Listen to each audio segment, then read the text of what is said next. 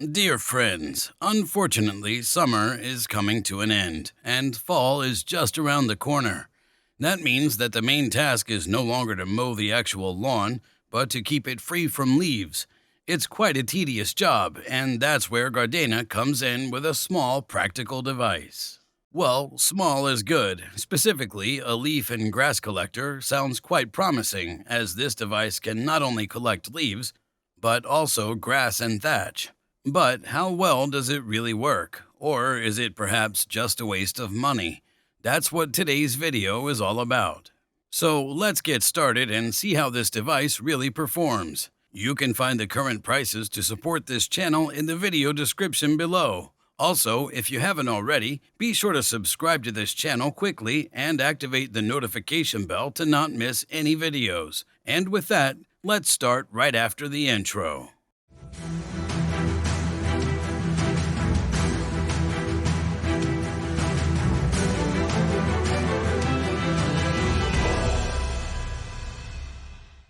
In essence, there are dozens of ways to get the leaves off the lawn in the fall, such as the typical leaf blower, whether it's gasoline-powered or battery-powered.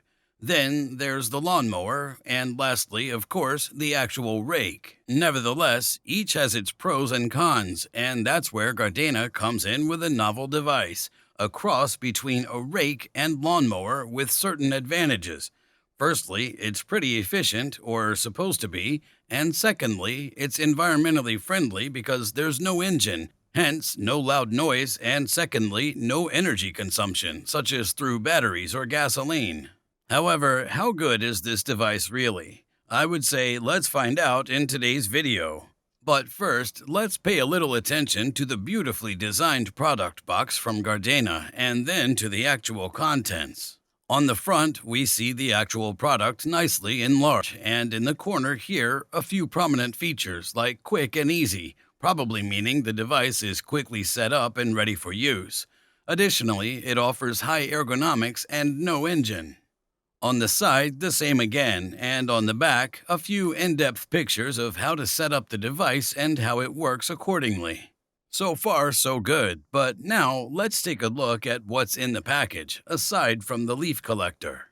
And this is what it looks like from the inside. What do we have here? Firstly, some metal brackets. I honestly can't tell you what they're for at the moment. Next, we have the two handles, although in essence, it's just one handle for this device. Furthermore, there's another metal bracket. Next, we find a small plastic cap, presumably a connector for the two handles. The user manual is also included here. Moving on to the collection basket for the leaf and grass collector. As you can see, it's definitely quite large. Let's see how much can actually fit in here later. And finally, here is the actual leaf and grass collector from Gardena. Yes, and of course, not to forget the remaining plastic parts in the product box, such as these two plastic caps. Furthermore, there's a connector for the two handles, and lastly, the actual handle. And now it's time to assemble. This means putting aside these two brackets for attaching the grass collection basket, and let's start with the actual leaf collector, or rather the handle, or these plastic caps. For that, we turn the actual leaf collector upside down, and now need these two black plastic covers that go down here on the leaf collector. These are there to ensure that there's enough ground clearance for the device or that we can place it well on the ground.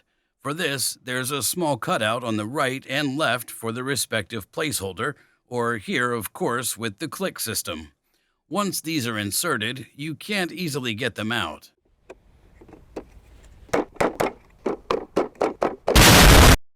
Step number 2 is to assemble or install the handle.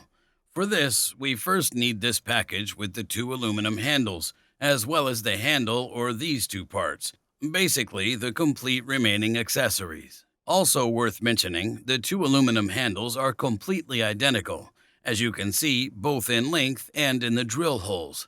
We have two holes with a larger spacing here and two with a smaller spacing up here. Additionally, there's a protective film here. I would definitely recommend removing it before we actually assemble the whole thing. Next, we need these small plastic connectors. As you can see, there are two holes for the four matching screws. Insert the aluminum handles accordingly. On the other side, the same, and as you can see, there's a small bag with matching screws. Screw them in, tighten, and it's assembled. After that, we move on to the actual handle. Before installing it, we need this small plastic piece, and place it with the nose facing upward, or here with the screws also facing upward on the handle. And then the handle is placed on top. Finally, we now mount the fully assembled handle directly on the leaf collector. For this, there are also two cutouts for the screws. Simply screw them in, and the part is essentially ready for use. Lastly, all that's left is to attach the actual collection basket. For this, as mentioned, use these two metal brackets, or here on the collection basket itself in turquoise, several tabs where you can easily pass the brackets through. And this is how it looks when the Gras collection basket is fully assembled, or in total, the complete leaf collector. Just hook the collection basket and you're ready to go.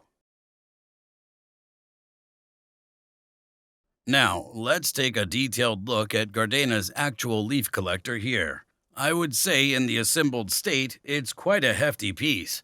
In terms of construction or overall impression, it's definitely quite decent.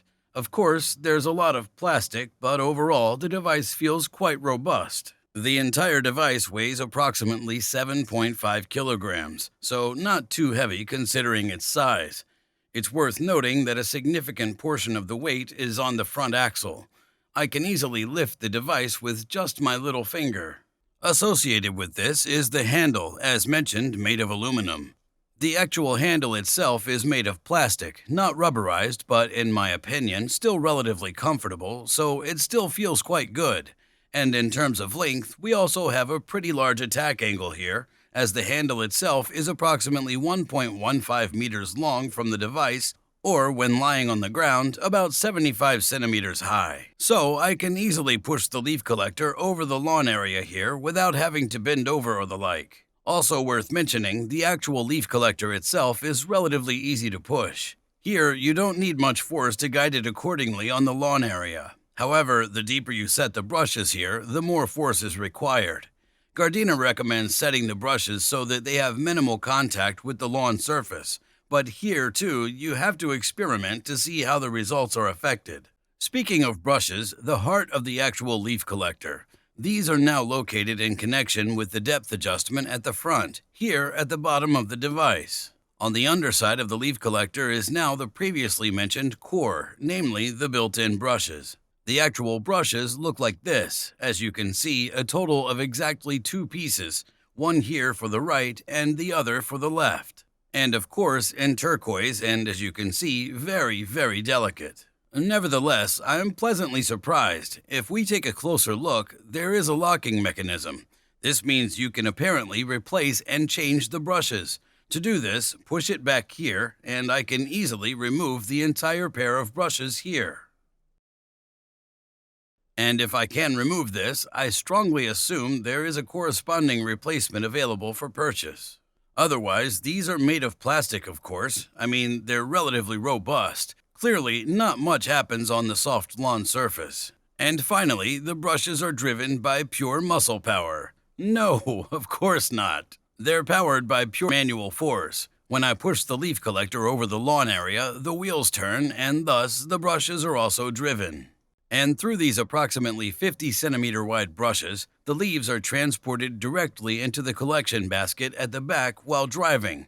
This basket is also quite large with a capacity of 90 liters, so a lot of leaves can go in here. And once this basket should be full of leaves, emptying it is also not a problem. Simply pull back on this small locking mechanism, and I can remove the collection basket through the aluminum handle. And I would say it all looks quite neat there. Now the question is, how does this device perform in practice and whether it can actually collect leaves? That's exactly what we want to test now in a practical test. Yes, let's now take a look at the Gardena leaf and grass collector in action.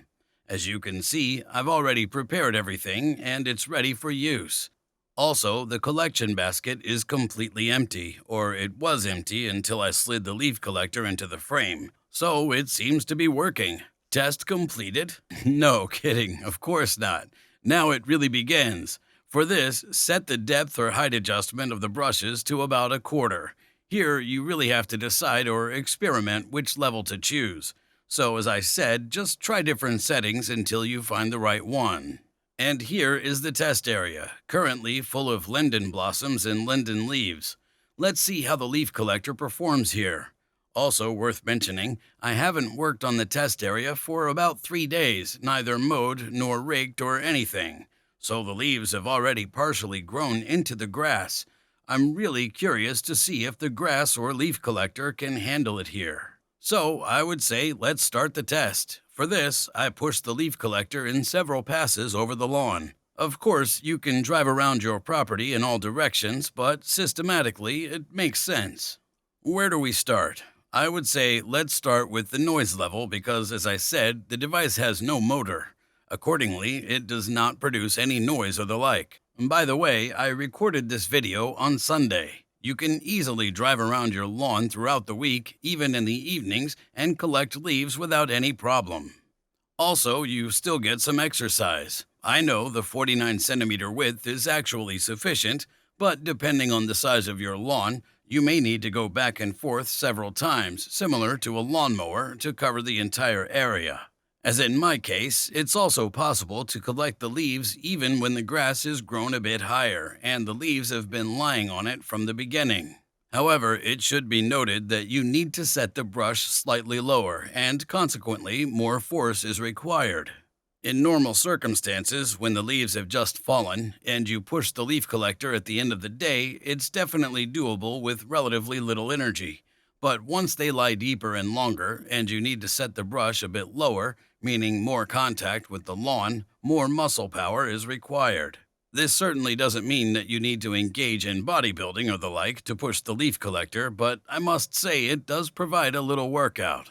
Regarding the handle or ergonomics of the leaf collector, I can say that it's quite comfortable, but you always have to consider the height of the person using it.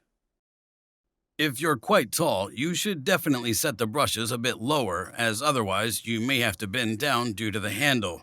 So a bit of experimentation is needed here, and it shouldn't pose any problems. Now, let's move on to the point of functionality. How well does the leaf collector really pick up the leaves? After all, that's its primary function. As seen in the test, there have been no issues with the leaf collector picking up leaves and blossoms, even when they were partially embedded.